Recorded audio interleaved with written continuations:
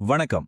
பல 100 வருஷ காலனி ஆட்சிக்கு அப்புறமா இந்தியா தன்னோட பொருளாதார தலையெழுத்த எப்படி தானே எழுத ஆரம்பிச்சது.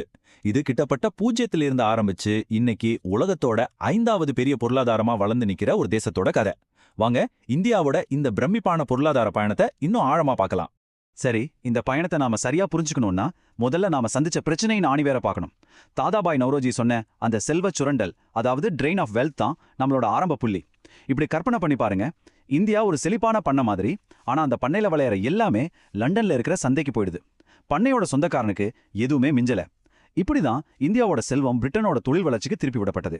இதுதான் நாம சரி செய்ய வேண்டிய முதல் மற்றும் மிகப்பெரிய சவாலா இருந்துச்சு. நம்மளோட இந்த அலசல் 5 முக்கியமான அத்தியாயங்கள பிரிக்கப்பட்டிருக்கு. முதல்ல காலனி ஆதிக்கத்துக்கிட்ட இருந்து நமக்கு என்ன கிடைச்சது.